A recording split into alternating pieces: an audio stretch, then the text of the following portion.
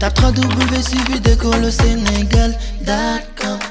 À École au Sénégal, c'est facile, tu n'as qu'à te connecter. Tape École au Sénégal, les leçons sont beaucoup plus détaillées. Bonjour chers élèves, donc c'est M. Niass, professeur des SVT, donc toujours sur École au Sénégal. Donc après l'entame de nos cours qui sont terminés par la génétique, nous vous proposons aujourd'hui une séance de synthèse de l'ensemble du programme de terminale avec évidemment donc, des parties que nous devons tout à l'heure détailler, mais au préalable, il est important de noter que la synthèse demande une lecture personnelle avec ici les parties que je vais vous proposer tout à l'heure, ce qui quand même rejoignent tout le programme qui comprend une douzaine de chapitres et 6 parties.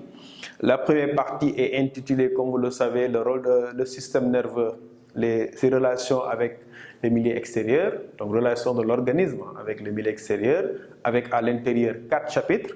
Organisation générale du système nerveux cérébrospinal des mammifères. Le deuxième chapitre, tissu nerveux et ses propriétés. Le troisième chapitre, rôle du système nerveux dans le comportement moteur.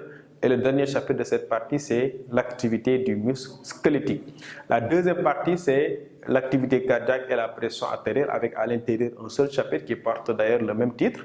La troisième partie, c'est l'étude de l'intégrité de l'organisme avec à l'intérieur 3 chapitres. Le milieu intérieur, la régulation de la glycémie et l'immunologie. Donc ces 2 derniers chapitres ont été supprimés de ce bac 2020, comme vous le savez. La quatrième partie, c'est la reproduction, avec à l'intérieur la reproduction chez les mammifères, qui est le premier chapitre, et la reproduction chez les spermaphiles, qui est le seul chapitre qui ne concerne pas directement donc, le corps humain. L'avant-dernière partie concerne l'étude de l'hérédité avec à l'intérieur 2 chapitres, donc l'étude de la génétique en premier et en deuxième, l'hérédité humaine.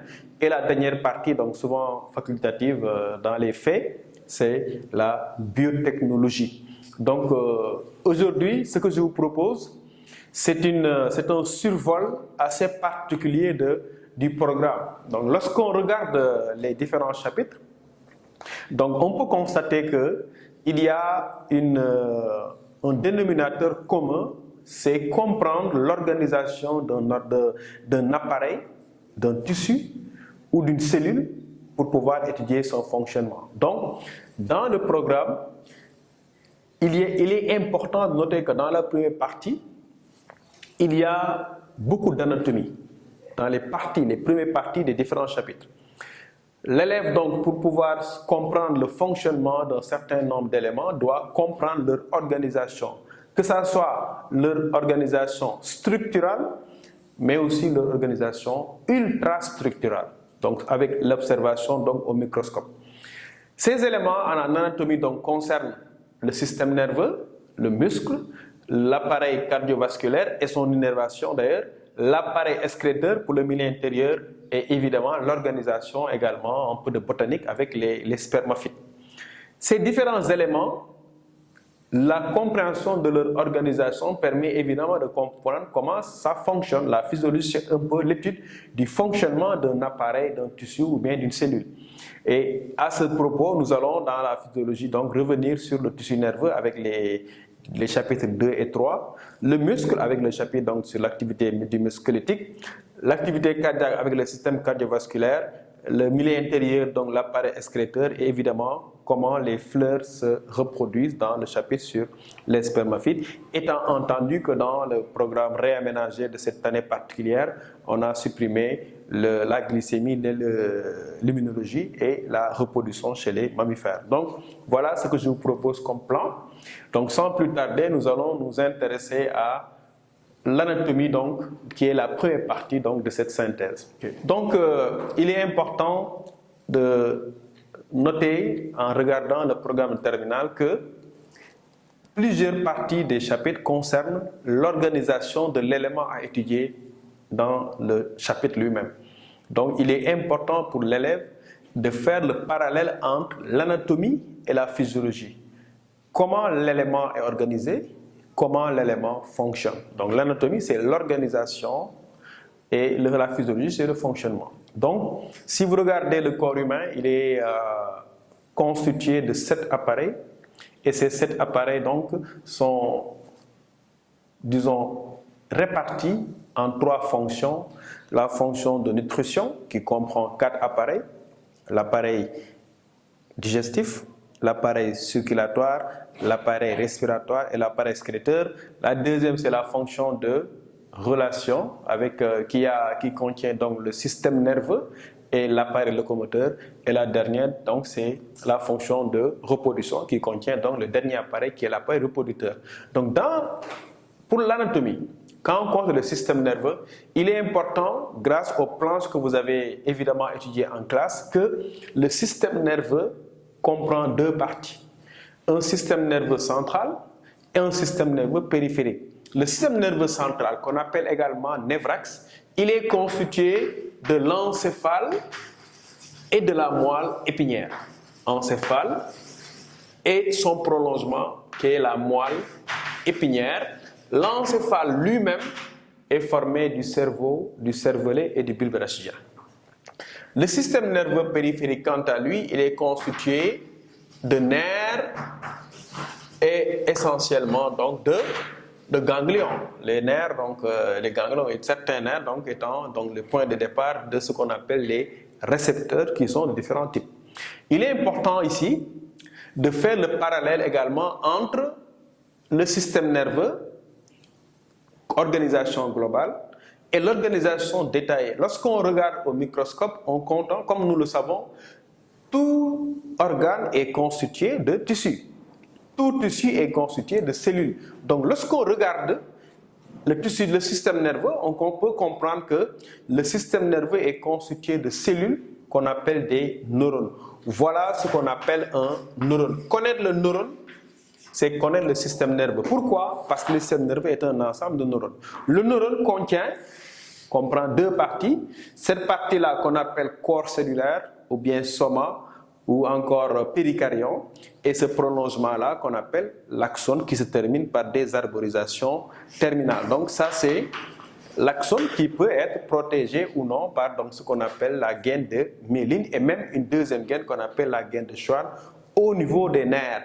Par rapport au corps cellulaire qui est ici et qu'on appelle donc soma, vous avez là de courts prolongements comparé à l'axone qu'on appelle des dendrites. Là, vous avez évidemment le noyau qu'on connaît depuis la première et vous avez du cytoplasme. Donc, vous voyez, ce sont des cellules globalement polygonales et l'organisation de ces cellules, donc leur structure, permet de comprendre ce qu'on appelle l'organisation du tissu nerveux. Parce que, comme vous le savez, le tissu nerveux, on peut en coupe transversale constater qu'elle comprend, donc le tissu nerveux, il comprend une substance grise qui est donc constituée essentiellement de corps cellulaires et de cellules gliales et une substance blanche. Cette substance blanche donc est les prolongements axoniques qui constituent donc ce qu'on appelle donc la structure du neurone. Donc quelque part, il est important de noter que c'est grâce à l'organisation du neurone. Vous voyez, on parle dans le tissu nerveux de dualité structurale. Donc, il y a ici la dualité structurale qui est observée au niveau du tissu nerveux. Elle est observable ici avec un corps cellulaire et qui forme donc la substance grise et un prolongement ou des prolongements axoniques qui constituent ce qu'on appelle la substance blanche. Donc, par rapport aux neurones, l'organisation globale dans le premier chapitre, il faut y ajouter le système de protection. Le système nerveux, il est protégé par un système osseux qui est constitué du crâne, qui protège donc l'encéphale, et de la colonne vertébrale qui protège la moelle épinière. Après cela, sous la protection osseuse, se trouve une protection tissulaire qu'on appelle ménage. Les ménages donc constituent un tissu triple avec du haut vers le bas, la dure mère qui joue un rôle, n'est-ce pas, protecteur, l'arachnoïde qui joue un rôle amortisseur et la pie-mère en dessous qui joue un rôle nourricier parce que la pie-mère est richement vascularisée et permet donc de transmettre aux cellules nerveuses les besoins en oxygène, en glucose notamment et en éléments essentiels. Donc globalement, voilà comment est organisé le système nerveux. Je précise aussi que un nerf, parce qu'on l'a vu là dans le système nerveux périphérique, c'est un ensemble de fibres nerveuses qui constituent un nerf. Donc un nerf est une somme de fibres nerveuses. Il y a autour du nerf donc une protection qu'on appelle le périnèvre, autour donc de ces éléments,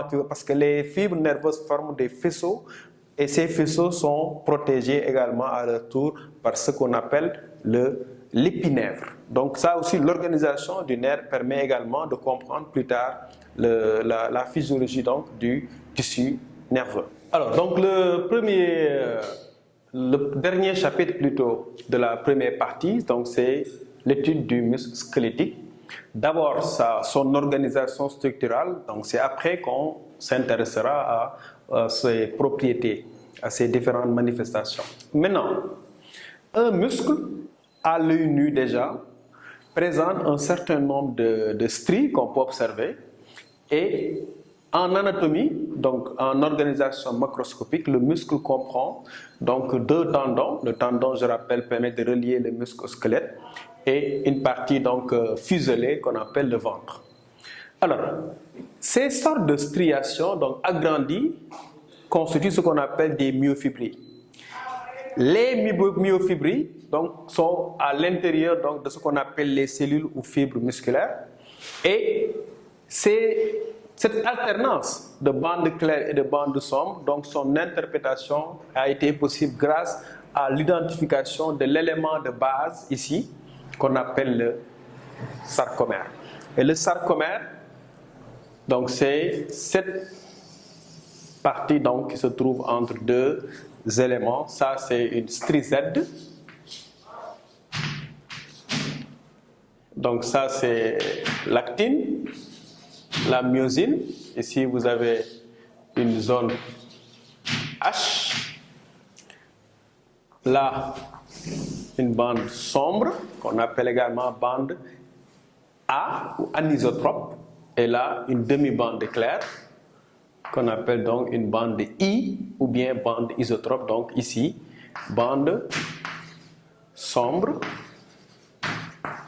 et là une bande claire, donc ou bande isotrope. Donc globalement, il faut comprendre que le sarcomère est l'unité structurale et fonctionnelle du muscle. Donc il est important pour l'élève non seulement de pouvoir annoter le sarcomère, mais également de pouvoir, n'est-ce pas, dessiner cela dans les différentes épreuves. C'est très important d'être capable de le dessiner pour comprendre, n'est-ce pas, et pouvoir expliquer les sujets, notamment ceux qui parlent de la contraction et le relâchement. Maintenant, nous avons décrit ici une alternance de bandes claires et de bandes sombres, dont l'interprétation est donc la présence, justement, de façon alternée, de myofilaments d'actine et de myosine.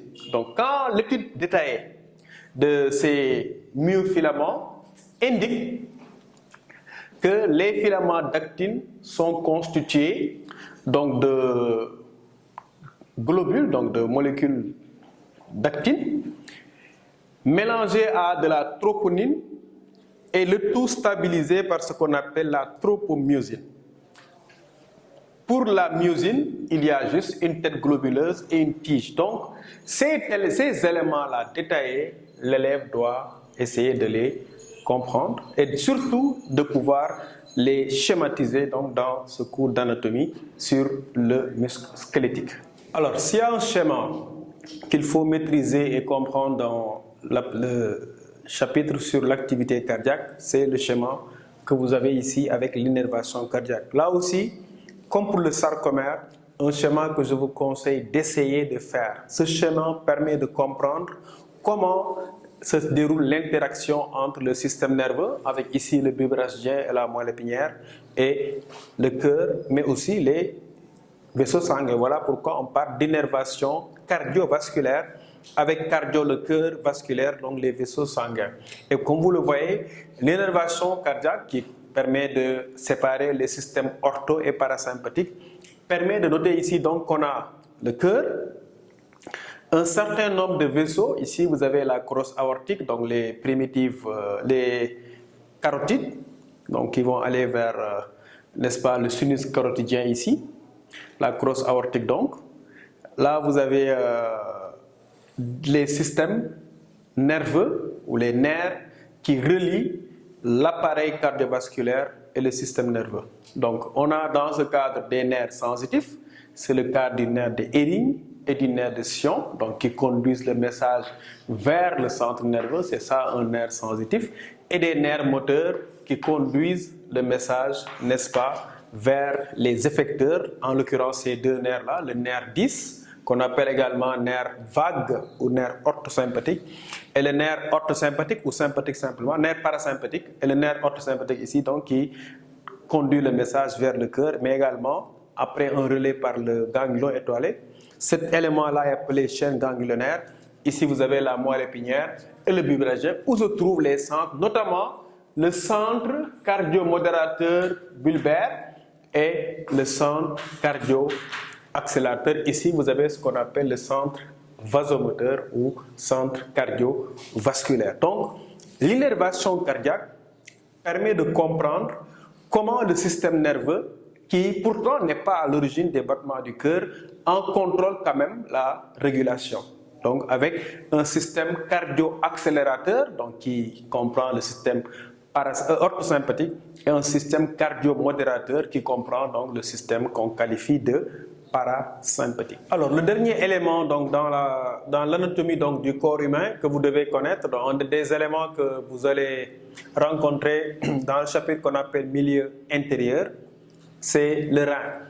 Et vous savez que le rein est un organe somme toute simple, avec deux parties, donc une zone corticale, donc où se trouvent les éléments que nous allons décrire tout à l'heure, les néphrons, et avec leur tube qui se prolonge ici, au niveau donc de la zone médulaire, avec ce qu'on appelle les pyramides de Malpighi, le tout s'ouvrant ici dans un réservoir, un pré-réservoir avant la vessie, donc qu'on appelle le bassinet.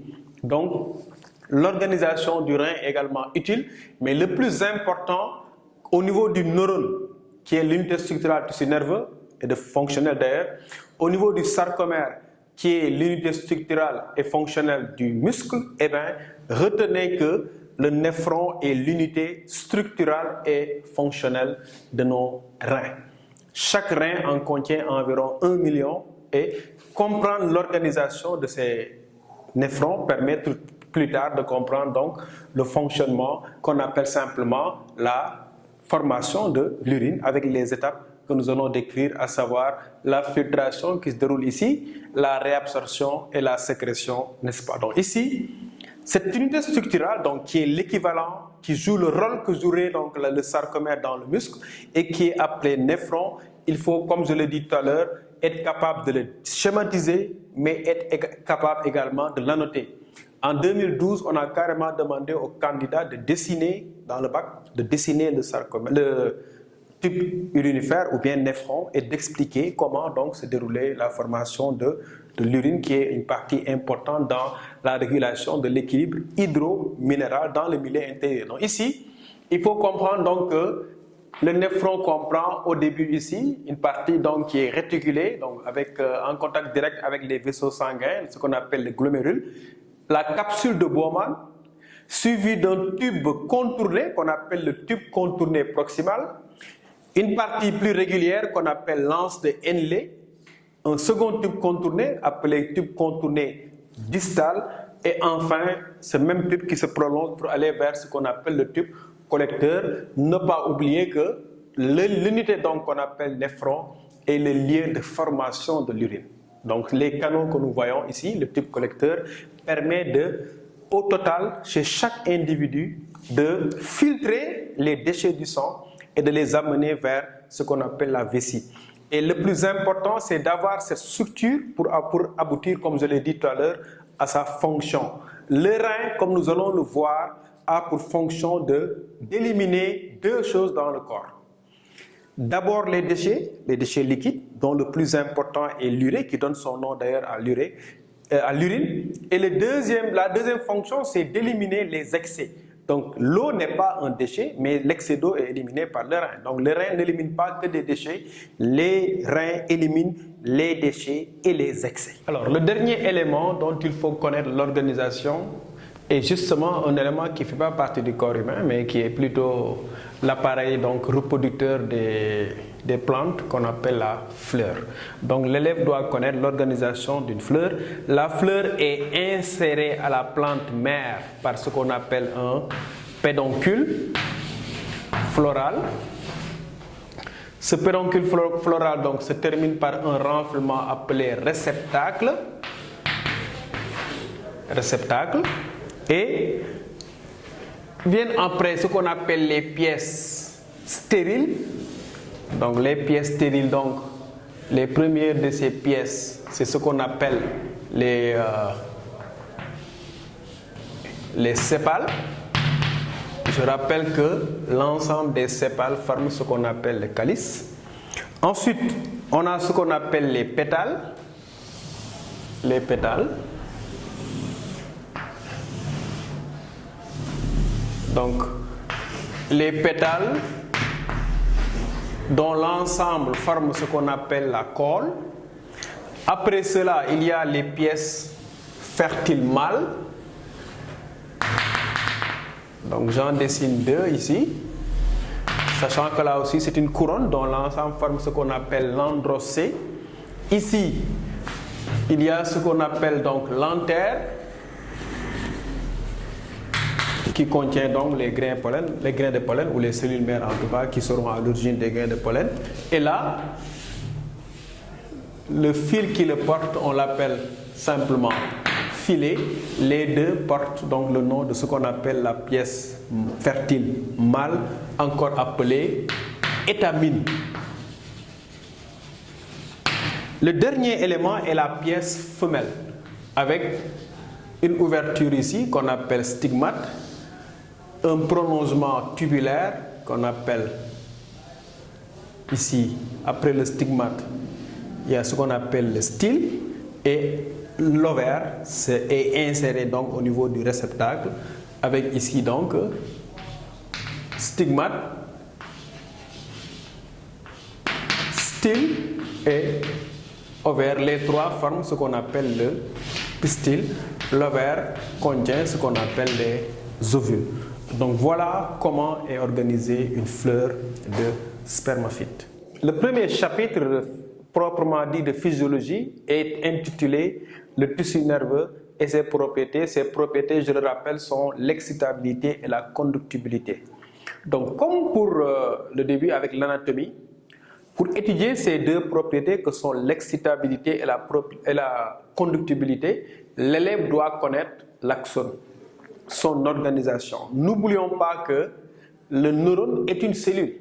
Donc vous avez ici un milieu intracellulaire qu'on appelle axoplasme, une membrane qui présente les mêmes propriétés que vous avez vues en première avec donc des phospholipides, des protéines externes ici, et l'expérience a montré, grâce à des analyses comparées de composition, que l'intérieur présente un déficit de charge par rapport à la surface qui est chargée positivement. Ce phénomène que nous allons voir tout à l'heure est appelé potentiel de repos.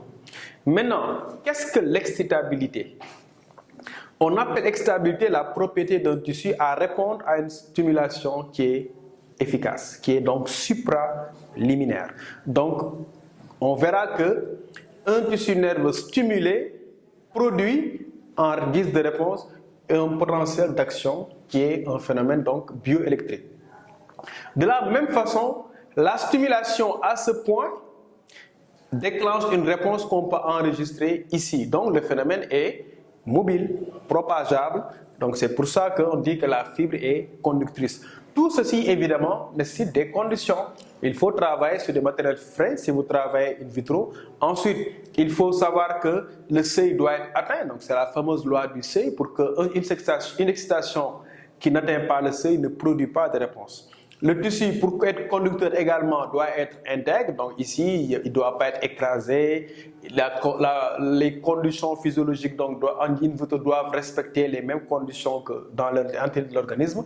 Et en termes d'organisation ici, on peut noter que le dispositif comprend le matériel biologique, comme souvent tous les dispositifs biologiques ici, un dispositif d'excitation et un dispositif d'enregistrement. Je reprends, le montage comprend le matériel biologique qui est l'axone, un dispositif d'excitation avec des électrodes excitatrices E1, E2 et un dispositif d'enregistrement avec des électrodes réceptrices R1, R2. Maintenant, l'excitabilité a des paramètres qu'on peut calculer, qu'on peut mesurer aussi. Ces paramètres, grâce à l'expérience de l'APIC, constituent la rhéobase. La rhéobase est l'intensité minimale permettant d'obtenir une réponse. Il y a également ce qu'on appelle la chronaxie, qui est le temps équivalent au double de la rhéobase. Donc, c'est une détermination graphique facile à faire. Pour la conductibilité, vous devez savoir qu'il y a deux types de fibres. L'exemple que j'ai dessiné au tableau est une fibre nue. Certaines fibres sont myélinisées. Quand la fibre est nue, la conduction de messages se fait donc de proche en proche. Quand la fibre est myélinisée, la conduction se fera d'un nœud de renvier à l'autre. C'est ce qu'on appelle une conduction saltatoire. Par rapport au phénomène électrique, il faut comprendre que les phénomènes électriques, leur étude nécessite la bonne compréhension de ce qu'on appelle ici l'organisation de la membrane. En première S, surtout, les élèves voient que la membrane plasmique est constituée donc d'une succession de deux couches avec donc des molécules de phospholipides mélangées à des protéines. Il est important de savoir qu'à la base de ces phénomènes, il y a le plus important qui est le phénomène qu'on appelle potentiel de repos. Le potentiel de repos est dû donc à l'inégale répartition des charges entre l'intérieur et la surface de l'axone, ce qui fait que l'intérieur est électronégatif et la surface électropositive. À la base également, j'ai parlé de phénomènes électriques et ioniques parce qu'il y a ici des protéines. Le potentiel de repos est dû au travail de deux protéines. Le premier, c'est ce qu'on appelle les canaux de fuite à K+. Les canaux de fuite de K+, font sortir beaucoup plus de K+, qu'il ne faut entrer de Na+. Le deuxième, c'est la pompe Na+, K+. La pompe Na+, K+, à chaque mouvement, fait sortir 3 Na+, et fait entrer 2K+. Quand vous combinez l'action de ces deux protéines, vous constatez quoi? Leur action va entraîner une accumulation de charge et un déficit à l'intérieur. Notez au passage la complémentarité entre ces deux protéines, puisque le canal de fuite fait sortir des K+, alors que la pompe Na+, K+, en fait entrer. De même, le canal de fuite fait entrer quelques Na+, alors que la pompe Na+, K+, fait sortir. Donc, évidemment, ça montre que c'est un système qui est viable. Parce qu'un système qui ne ferait sortir que des ions ou ne ferait entrer que des ions ne serait pas un système viable. Donc, les deux protéines ont un rôle à jouer. Le deuxième phénomène électrique, c'est le potentiel d'action. Une stimulation efficace entraîne une inversion des charge, donc l'intérieur devient électropositif et la surface électronégative. Et ce phénomène-là, qu'on appelle potentiel d'action, est propageable et va être enregistré donc au niveau de cet écran-là. Le potentiel d'action comprend, après le temps de latence, qui est dû à l'artefact déjà, parce qu'au moment de la stimulation, il y a une petite perturbation qu'on appelle artefact de stimulation. L'artefact de stimulation, évidemment, selon si vous enfoncez pour obtenir cet aspect-là, eh bien, artefact de stimulation, temps de latence, dépolarisation, repolarisation et hyperpolarisation. Qu'est-ce qui est à l'origine de ces phénomènes? Eh bien, comme tout à l'heure, deux protéines sont à l'origine du potentiel de repos, les canaux de fuite de K+, et la pompe Na+, K+, deux protéines également qu'on appelle des protéines voltage dépendants sont à l'origine de ce qu'on appelle le potentiel d'action. Avec, ici, quand vous stimulez, les premiers canaux qui s'ouvrent, c'est les canaux à Na+, c'est les canaux voltage dépendants qui s'ouvrent, ce qui entraîne une forte entrée de Na+, de la dépolarisation, puisque l'entrée de charge positive inverse la polarité, et une sortie compensatrice de K+, qui ne se contente pas seulement de compenser et qui parfois dépasse avec un léger retard dans la fermeture des canaux à K+. K+, ce léger retard est à l'origine de ce qu'on appelle l'hyperpolarisation. Donc tout est un jeu de protéines, et pour comprendre le jeu de ces protéines, les canaux de fuite, la pompe Na+, K+, les canaux volta-dépendants, il faut savoir qu'au repos, le milieu extracellulaire ici est très chargé et très concentré en Na+, et appauvri en Na+, à l'intérieur. Pour le K+, c'est le contraire. La concentration en K+, à l'intérieur est supérieure à la concentration à l'extérieur, ce qui fait que quand les canaux s'ouvrent, le Na+, n'a d'autre choix que d'entrer, parce que c'est un phénomène qu'on appelle donc l'osmose et la dialyse. Donc la pression osmotique est telle que quand vous ouvrez, il y aura un déplacement de Na+, du milieu le plus concentré vers le milieu le moins concentré. C'est ce qu'on appelle le gradient de concentration. Donc voilà pour les phénomènes électriques que j'ai voulu mettre avec les phénomènes ioniques. Maintenant, ce message-là qui naît suite à une excitation, qui est conduit donc jusqu'à sa destination, je précise que c'est sur toute la longueur d'une fibre ou d'un neurone. Quand le message arrive à destination, le message doit quitter un neurone et aller vers un deuxième neurone. La frontière où le message se déplace d'un neurone à un autre est appelée synapse. Nous aurons deux types de transmission. Ça, c'est le neurone pré-synaptique. Ça, c'est le neurone post-synaptique.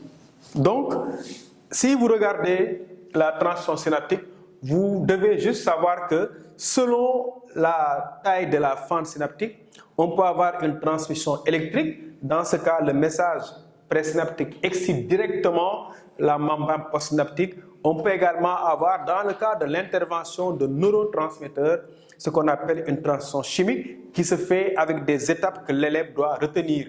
Arrivée du message, ouverture des canaux volta-dépendants à calcium, entrée donc du calcium. L'entrée du calcium provoque la libération par exocytose des neurotransmetteurs, lesquels neurotransmetteurs vont passer par la fente synaptique et se fixer sur les récepteurs spécifiques de la membrane postsynaptique. Deux phénomènes peuvent avoir lieu selon la nature de ce qu'on appelle le neurotransmetteur. Si le neurotransmetteur est excitateur, il se fixe sur les canaux chimiodépendants à Na+. Qu'est-ce qui va se passer? Les canaux s'ouvrent, il y a entrée de Na+, dépolarisation, et on enregistre ce qu'on appelle un PPSE, potentiel post-synaptique excitateur.